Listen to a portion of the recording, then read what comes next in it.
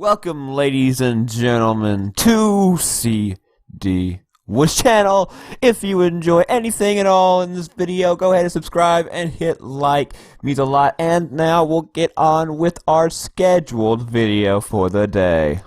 What's happening, guys? It's your boy Cdwoods here, and today we're going to be talking about why it isn't at all a bad thing if we do end up trading JV. Now, we all know he has been on a bit of a bad roll these last couple of days, and this is not a knee-jerk reaction to that bad roll, but this is more of a reaction from when I was super hyped up about him in the playoffs. I was coming into the season like, dude, this guy just manhandled other teams in the playoffs. This guy is seriously in line for an increase in usage. But I actually checked his stats the other day, and his usage rating has dropped from 20 last season to 19 this season. Despite having a tremendous playoff series, they still haven't given JV a chance to really improve his game. Like, if he was having a bad game and he was getting like 15 to 20 shots, like Kyle and DeMar do, I would be fine with him having a bad game. I would be fine with him having a bad week, because that'd be like when Kyle and DeMar went cold during the playoffs. Like, that stuff happens. You gotta keep feeding him and hope they can get out of it. But we're not feeding him at all, even if he's having a perfect game. Like, his perfect game might be 20 points, 15 rebounds for us. That might be his perfect game. If Kyle and DeMar's perfect game, DeMar's is like 40 points, 8 assists.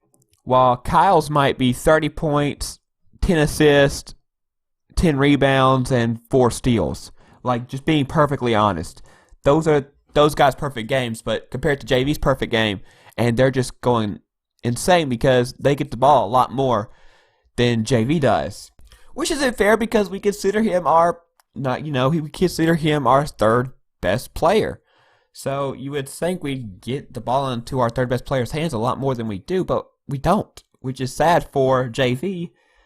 But that would bring this topic to discussion. We all know who we acquired this offseason, Sullinger, a.k.a. one of the smartest basketball players in the NBA today. We had set him up to be a power forward, which is alright, but he got injured, which is not a good thing, but he did get injured. Is planning on coming back December. But we had him going for power forward and JV at center, which really isn't that smart of a move, considering both of these guys are pretty much the same player with a few little differences. Like, JV is much more efficient low post scorer and a just more efficient scorer than Sullinger, but Sullinger is a much more efficient passer.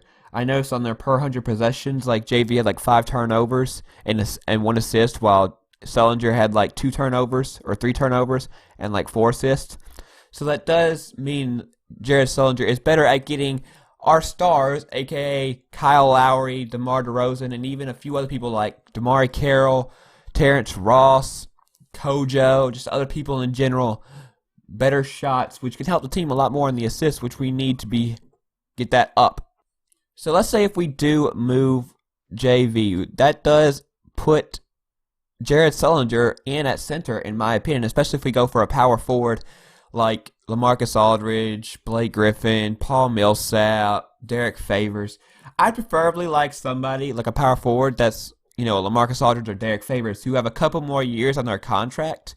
So at least we don't have to get like the 1-year deal with Blake Griffin and Paul Millsap like they do. We don't have to worry about them leaving next year, because then it's like an all or nothing. Like, I believe if you get a Derek Favors or a LaMarcus Aldridge, it's not an all for nothing anymore. Like, I believe they could even possibly resign and come back once their contract is over, and then we still have a great team with maybe 2 or 3 more years at that point. Now, obviously, Sullinger is on a 1-year contract, but we do have 2 other centers named Jakob Poeltl and Lucas Bebe Nogueira. All right.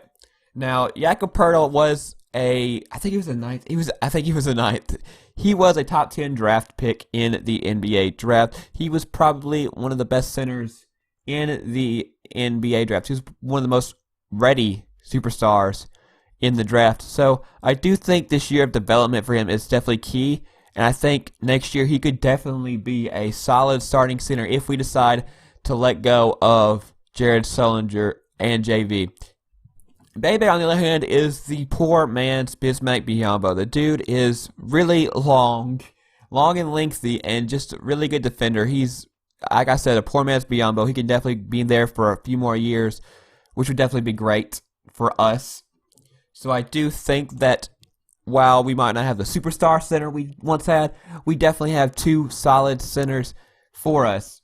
And if we were to get LaMarcus Aldridge or Derek Favors or any other power forward, it's going to be a trade that requires Jonas Valanciunas and more likely Norman Powell at least, which I'm going to tell you also why Norman Powell is not a bad thing either, because this guy has superstar potential in my opinion. Well, maybe not superstar potential, but definitely all-star potential for the future. This guy is small, but he shadowed Paul George in the playoffs. He can shoot a three. He has a toughness to drive inside, and he's just a very versatile player. He's a great defender as well.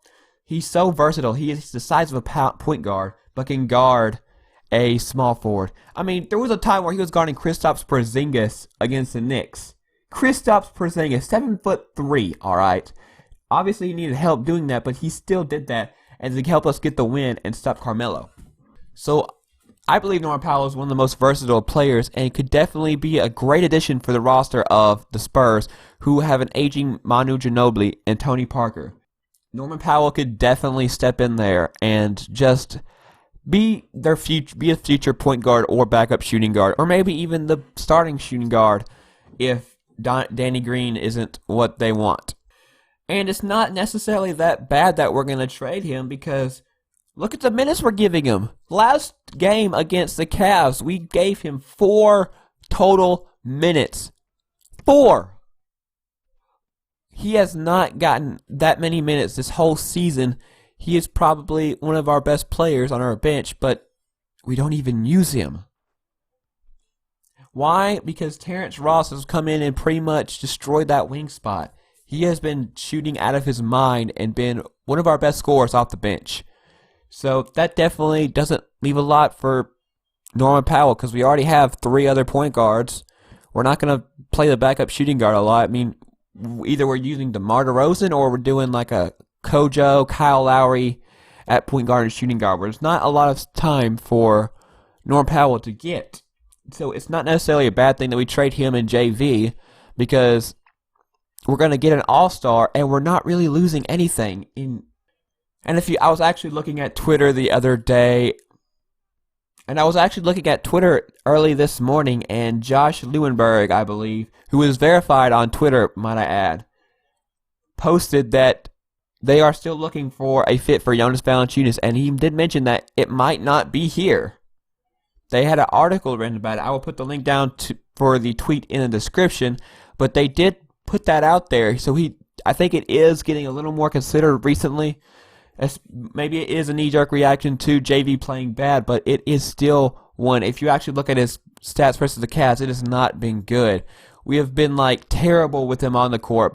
I was looking at the plus-minus for the Cavs, and I don't know if it was last game or if it's just a whole total of the game, but we have a minus 16 points advantage against the Cavs when Jonas Valanciunas is on the floor. But when he's off the floor, we have a plus 20 advantage. So that definitely is pretty big of a number and a pretty sizable difference. And it just looks honestly stupid to keep him as our third best member against the Cavs when the Cavs just destroy him every time he steps on the court. So that's why I think we need to just figure out a different option to getting past the Cavs and LeBron James in general, because this guy isn't going to help us, in my opinion.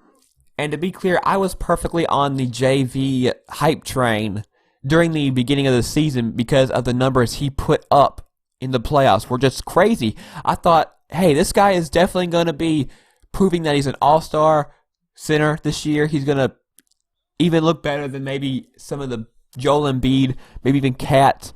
Maybe somehow he will. But they dropped his usage percentage, and that's what got me thinking. It's even after that, they're still not giving it to him. There's just no way they're going to give it to him. And if we were to get a LaMarcus Aldridge, let's say we get LaMarcus Aldridge, we got a Ross starting five of Kyle Lowry, DeMar DeRozan, Damari Carroll, Marcus Aldridge, and Jared Sullinger. That is a deadly starting five, if I were to say. And on the bench, we still have Corey, Joseph, Terrence, Ross, Daylon Wright, Tupat, Jakob Poeltl, and Bebe Nogueira. I don't know if I mentioned 10 or 11 there, but most rotations only go for 9 people. And the 9th person is actually usually pretty bad. We have a 10 or 11 people right there that could definitely fill in and make an impact to the game. So people talk about clearing out our bench like it's a bad thing. We have a ton of bench on our roster. We have probably the best bench depth in the NBA right now. And that's the end of this video. I just want to thank you guys for 400 freaking subscribers. That may not be a lot in YouTube sense, but for me it still is a lot of people, because we only had about 300 in my high school, like 9th to 12th grade. So when I think of 400, I think of my high school, and then I just realized, no, it's even bigger than that. So I do want to thank you for 400 subscribers. If we could get to 500 subscribers before Christmas, that would be awesome. I would do a challenge, like one of those little torture challenge, like eat a pepper or something. I don't freaking know. So just put that down in the comment section if we were to make it. Put like a torturous challenge down there, and then get your friends. I don't know, get your like friends or something, or maybe we can do like a 5-hour live stream. But yeah, get your friends. Tell me about your friends. Just link them to my channel. Be like, this guy is the next Raptors GM or something. I don't even know. But just tell your friends about it. And thank you guys for watching. I'll see you in the next video.